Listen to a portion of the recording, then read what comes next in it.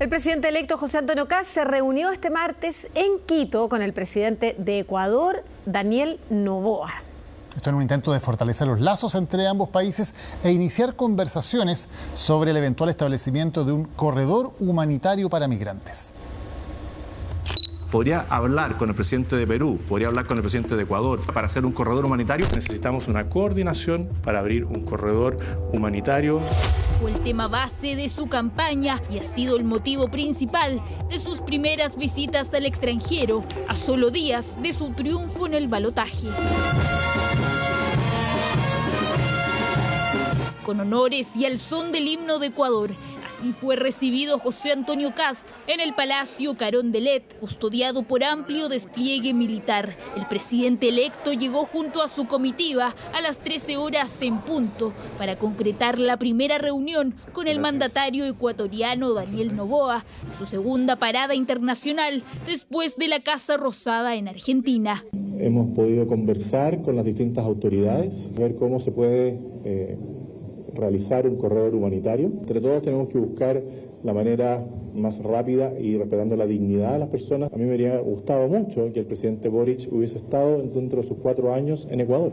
Migración irregular, crimen organizado y narcotráfico fueron los 3 temas convocados en su primera visita oficial a Ecuador, donde volvió a reiterar el llamado a impulsar una coordinación regional para cada uno de estos puntos, reunión que duró cerca de 3 horas, aunque no fue el único país que visitó.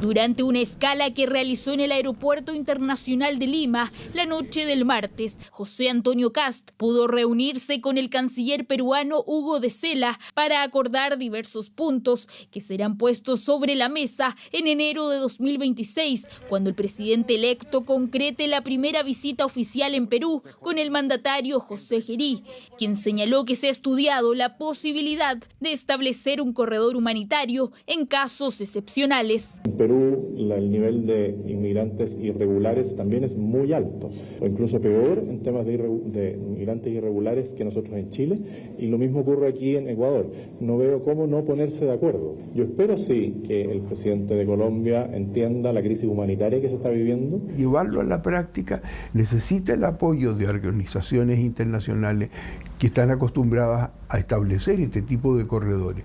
Normalmente han sido para temas de guerra, pero ahora estamos en un problema netamente humanitario porque se trata de migrantes que pueden ser documentados o indocumentados y que quieren, además, se tiene que hacer con la voluntad de ellos. Aquí no se puede forzar a un migrante. El llamado del futuro mandatario ha sido transversal a los países de la región. Colombia y Brasil fueron los últimos países aludidos en busca de sentar acuerdos en los que el papel de Venezuela será fundamental. La mayoría de la migración que tenemos en nuestro país es de nacionales venezolanos. Razonable evaluar eso, es lo que nosotros hemos estado haciendo desde el Ministerio de Seguridad Pública, son la forma y modo en que se resuelve la actual controversia que se tiene en Venezuela, sea que produzca una crisis adicional económica o un conflicto interno, porque eso tendrá efecto en los flujos migratorios. Una eventual negativa de Venezuela para la recepción de migrantes y la tensión entre Estados Unidos y Nicolás Maduro son los factores que podrían configurar el escenario de acuerdos entre los países que se abran a la posibilidad. La verdad que es difícil de predecir lo que va a pasar con Venezuela. No garantiza nada, pero te crea una condición que es necesaria, que es el acuerdo entre todos los países que muestran buena voluntad, como Perú, como Ecuador, como Argentina, y luego veremos qué pasa con Venezuela.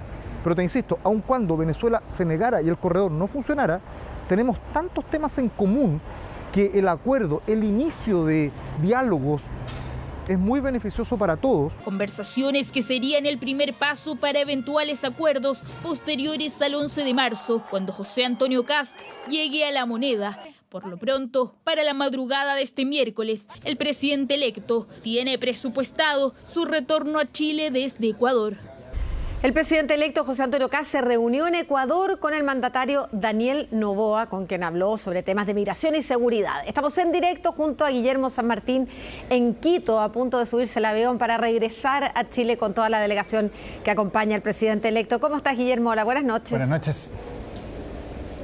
Hola Maca, Daniel, ¿cómo están? Muy buenas noches. Claro, hace solo instantes culminó la intensa jornada de actividades que tuvo acá en Quito, Ecuador, el presidente electo José Antonio Kast. Y esto incluso se extendió desde su salida de Santiago de Chile hasta Quito, puesto que en La Escala incluso sostuvo un encuentro con el canciller peruano para poder abordar también lo que significan los temas migratorios, en particular lo que respecta a la posibilidad de un corredor humanitario para la salida de migrantes irregulares que se encuentran en nuestro país. Lo propio fue lo que se abordó durante la presente jornada en un encuentro que se inició a las 11 de la mañana de Ecuador, 13 horas de Chile, con el presidente de Ecuador, Daniel Noboa, instancia en la que se abordaron no solo los temas migratorios, sino que también lo que ha sido la experiencia de Ecuador en el combate al crimen organizado. Cabe recordar que la situación que se ha vivido en Ecuador ha motivado incluso que haya presencia militar en las calles para poder contrarrestar la acción de bandas que están cometiendo todo tipo de delitos, especialmente secuestros, y eso ha motivado también a tomar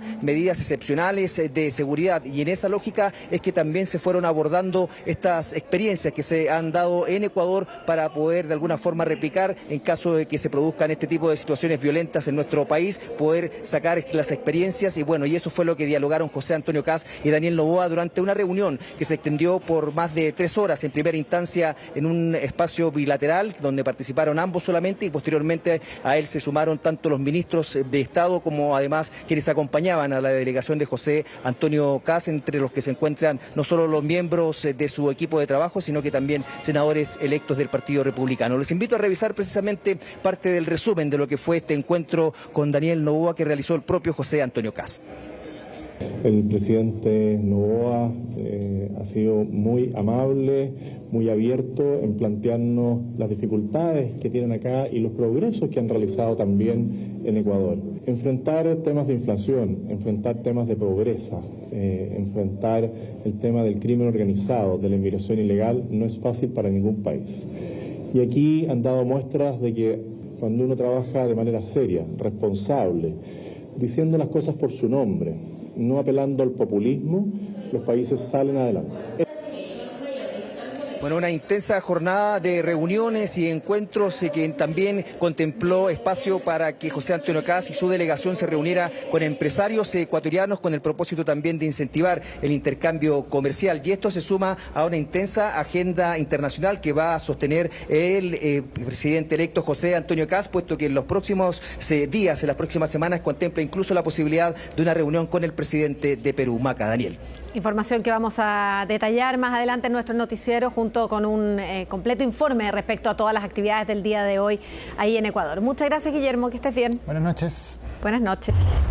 La séptima sala de la Corte de Apelaciones de Santiago revisó la querella de capítulos en contra del exfiscal Manuel Guerra. La querella fue presentada por la Fiscalía de Arica y busca que al exfiscal le quiten el fuero para formalizarlo por los delitos de violación de secreto, prevaricación administrativa y cohecho agravado. El trámite se desarrolló después de una suspensión de 3 semanas. La audiencia se retomó con una integración distinta de la sala porque 2 jueces habían admitido que tenían vínculos con el exfiscal Guerra.